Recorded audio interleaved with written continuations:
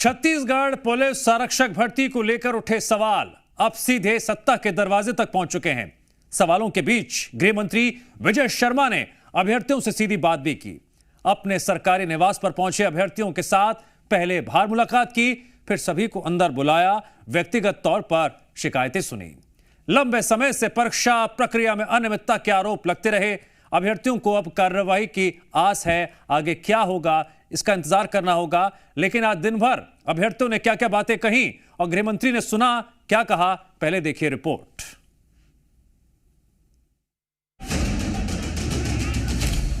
कोई गलती है जरूर सुधारा जाएगा, नहीं है तो आगे और वैकेंसीज निकालेंगे।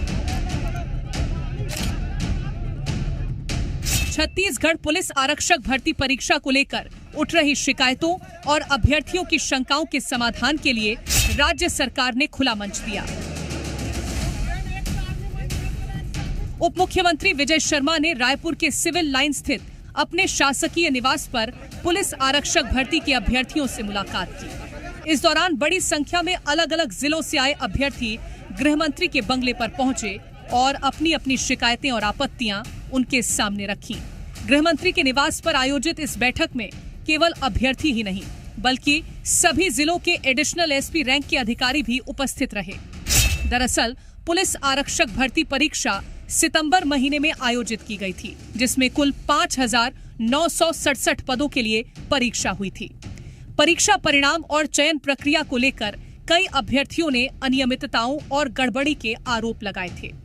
आज हुई इस बैठक में उप मुख्यमंत्री विजय शर्मा खुद भी बैठक में मौजूद रहे और पूरी संवेदनशीलता के साथ अभ्यर्थियों की समस्याएं सुनी।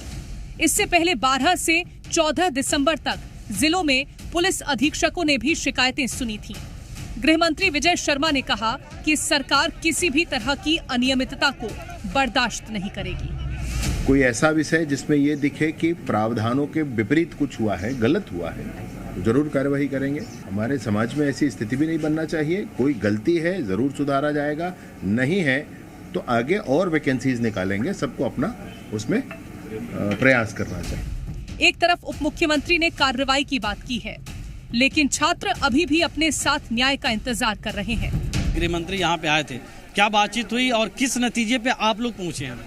जी, गृह मंत्री जी बोल रहे हैं कि लिख के दो, उसका जांच कराएंगे। हम लोग एक साल पहले से 10 महीना हो गया लगभग हम लोग हाई कोर्ट लगाए हैं। बिलासपुर में 129 लोग पकड़ाए थे, उसका आज तक जांच। मामला कोर्ट में है मतलब? जी, कोर्ट में है। आपसे फिर आएंगे।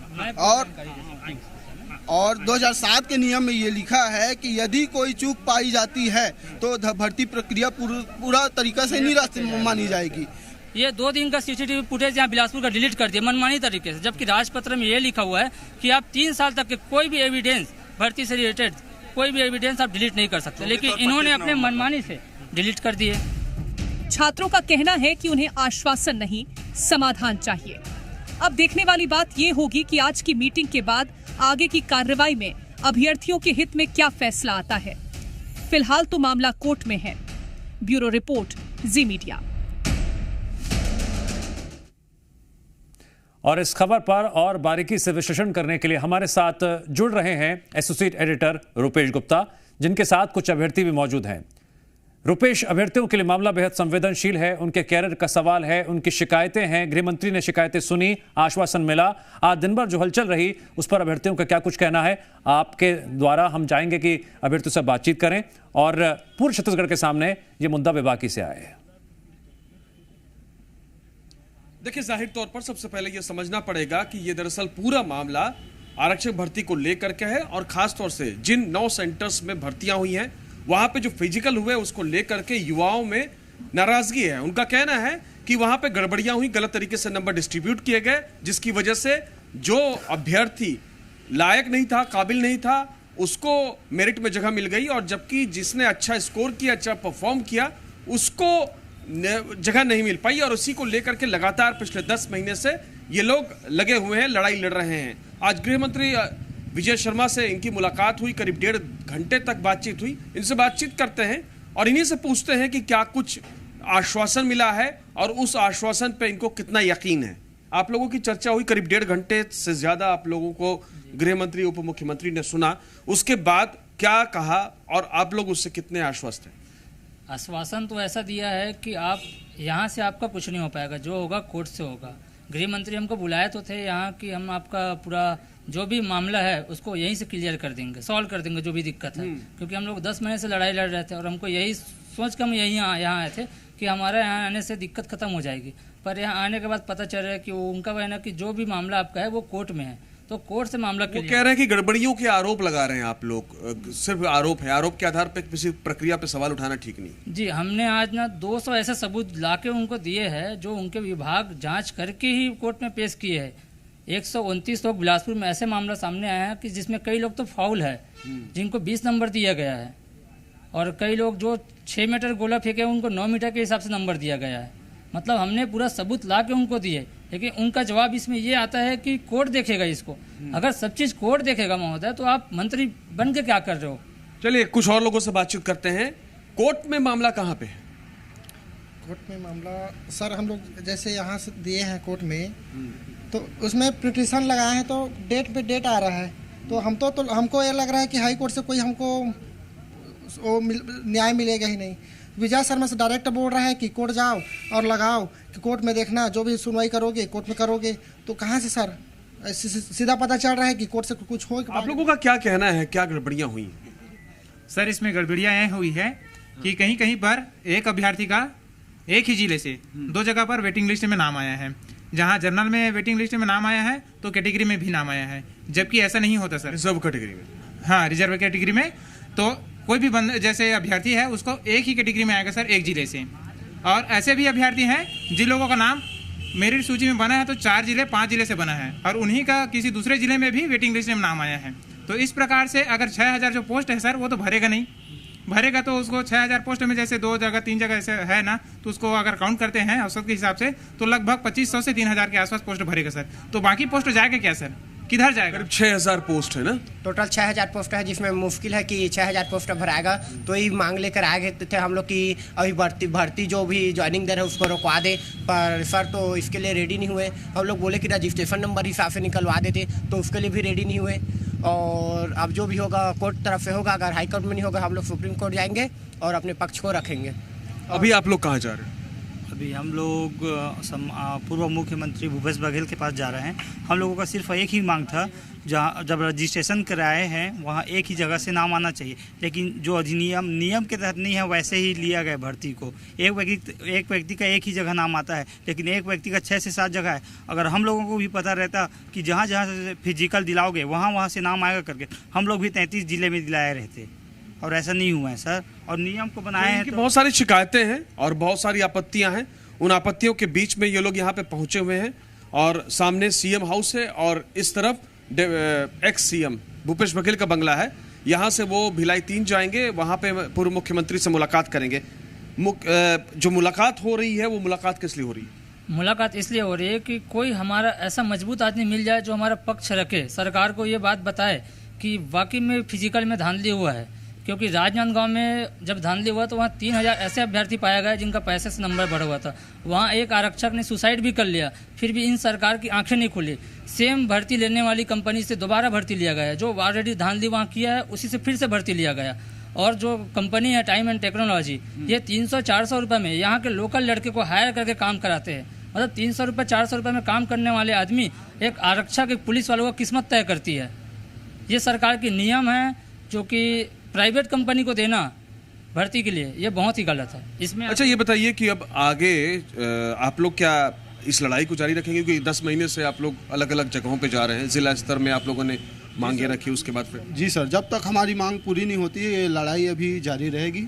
और हमारा सबसे पहला मांग है, आप बोलते हो कि धांधली नहीं हुआ है, तो जो सीसीटीवी फुटेज है उसको सार्वजनिक करो, और जो जांच रिपोर्ट है उसको भी सार्वजनिक करो। आपको यदि यकीन है धांधली नहीं हुआ है, हम लोग तो आप लोग बोल रहे हो, हम लोग आरोप लगा रहे हैं, हम लोग कैसा आरोप लगा रहे हैं दिख जाएगा। फिर हम आरोप नहीं लगा रहे हैं सर, हम लोग सबूत लेके सामने से बात कर रहे हैं। हम उनको सामने से सीधा आईना दिखा रहे हैं कि यहाँ पे गड़बड़ी हुआ है, तो उनका कहना ये है कि इनको सुधार कर दिया गया है। तो सुधार करना और गड़बड़ी करना है तो फिर एक ही बात हो गई कि जहाँ आपकी गड़बड़ी पकड़ा रही है उनको सुधार कर दो, आप वहाँ पे न्याय करिए ना। लेकिन वो ये कह रहे हैं कि अगर इस तरह से भर्ती प्रक्रिया पे बार बार ऐसे आरोप लगाएंगे तो भर्ती प्रक्रिया कोई हो ही नहीं पाएगी। तो स्पष्टता और निष्पक्ष जांच करा के भर्ती प्रक्रिया पूरा करिए ना सर। अगर कोई बेईमानी से आज पुलिस का नौकरी मिल गया तो कल घूसखोरी और यही चोरी करेगा और भ्रष्टाचारी भी बढ़ेगा सर। उसमें भ्रष्टाचार भी बढ़ेगा। अगर कोई आदमी दलाली से अगर लगता है नौकरी में तो भ्रष्टाचार ही करेगा ना। उसमें क्या होगा सर, किसी को न्याय नहीं मिलेगा। कोई अगर न्याय के लिए उसके पास जाएगा सरकारी में जगह में, जैसे पुलिस विभाग है तो पुलिस विभाग में कोई जाता है अपने न्याय के लिए कि कुछ उसका प्रॉब्लम रहता है तो वो तो भ्रष्ट रहेगा फिर। लेकिन आप लोग तो गए हैं ना कोर्ट में? हम लोग गए पर हम लोग का सुनवाई अभी होने वाला है, अभी नहीं हो पाया है। तो सुनवाई होगा उसके बाद पता चलेगा कि क्या हो रहा है। तो सुनवाई अभी हुई नहीं है, कोर्ट का इंतजार है। इस बीच में जिन जनप्रतिनिधियों से इनकी मुलाकात हो सकती है, जिन जनप्रतिनिधियों से उम्मीदें हैं, उनसे भी मुलाकात कर रहे हैं। गृह मंत्री से मुलाकात कर ली इन लोगों ने और गृह मंत्री से करीब 1.5 घंटे तक चर्चा चली है। उस चर्चा के बाद जो इनको आश्वासन मिला, इनके बातचीत से ऐसा लगता है कि शायद ये उससे संतुष्ट नहीं है और ये अपने लिए इंसाफ चाहते हैं। जी ठीक है, रुपेश ने अभ्यर्थियों से बात की है, उनकी समस्याओं से अवगत कराया है कि क्या क्या उनके पास शिकायतें हैं, क्या क्या बातें हैं। रुपेश, अपनी बात को और ठोस तरीके से ये अभ्यर्थी रख पाएं, इसलिए हम चाहेंगे कि मुद्दा तो है इस कार्यक्रम के जरिए कोई वो 2 सबूत, वो कह रहे हैं कि हमारे पास 200 सबूत हैं, कोई ऐसे 2 सबूत सामने रखें जो उनके आरोपों को थोड़ा ठोस वजह दे सकें। आप लोग कह रहे हैं कि 200 से सबूत हैं, आप दिखाइए कौन से सबूत आपके पास है। आप लोग कह रहे हैं ना सर, गाड़ी में है, फाइल निकाल के मैं आपको दिखा देता हूँ। फाइल में होगा? हाँ इसमें है सर। नहीं मैं इसको मैं आपको ओपन दिखा देता हूँ सर। ये आपका अनिल बोल के एक अभ्यर्थी है। ये ना जब लॉन्ग जब कर रहे थे ना सर तो ये फाउल हो गया था, पट्टी से बाहर आ गया था इनका पैर। ये उनके ही जांच रिपोर्ट है पुलिस विभाग का ही, लेकिन इसको 20 नंबर दिया गया है कि ये 5.5 मीटर लॉन्ग जंप किया है बोल के, जबकि इसको 0 मिलना था वास्तविक में, लेकिन इसको 20 नंबर दे के इनका सिलेक्शन हो गया है आज। अभी ये पुलिस बन गया सर। कोई अगर पैसा दे के पुलिस बन रहा है तो ये तो फिर हमारे लिए शर्म की बात है। हम लोग भी चले जाते हैं, पैसे ही ला के नौकरी पा जाते हैं, मेहनत करने का काम ही नहीं है। तो अच्छा, और कुछ अब मोबाइल में कुछ दिखा रहे थे? हाँ सर, एक मोनिका करके लड़की है, उसका एक ही जिले से 2 अलग अलग नंबर बता रहे हैं। एक में दिखा रहा है 132, एक में दिखा रहा है 148। तो ये तो संभव ही नहीं है सर। उसके पिता का नाम भी वही है। इसमें ना 2 दिन का डाटा डिलीट कर दिया है, 24 और 25 तारीख का ना डाटा डिलीट कर दिया है। मतलब जो CCTV फुटेज रहता है वहाँ फिजिकल केंद्रों में, उनका डाटा ही डिलीट कर दिया है। और ये पुलिस विभाग द्वारा लिख के दिया गया 200-400 रुपये में के दर से। तो आपका आवेदन है ना जिसमें आप लोगों को शिकायत? सर ये जांच प्रक्रिया है, पुलिस विभाग द्वारा इसको हाई कोर्ट में सबमिट किया गया है सर। ये हमारा नहीं है, ये उनके विभाग के जांच द्वारा हाई कोर्ट में सबमिट हुआ था, 10 महीने पहले की है ये। तो अगर ये 200-400 रुपये के दर से लोग रखेंगे तो ऐसा गड़बड़ी तो होंगे ही सर।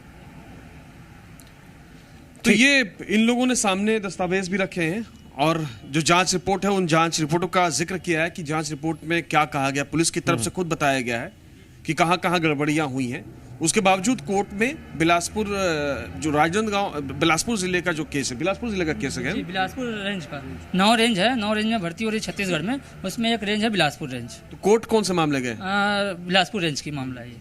अच्छा, बिलासपुर रेंज में हम लोग लगाए थे कि वहाँ भी गड़बड़ी हुआ है। उसके अलावा आपके सभी संभाग के IGO को हम लोग ज्ञापन दिए थे आज से 8 महीना पूर्व कि आप जांच करिए कि हर केंद्र में धांधली हुआ है, क्योंकि फिजिकल लेने वाली टाइम एंड टेक्नोलॉजी जो कंपनी है वो एक ही है सर।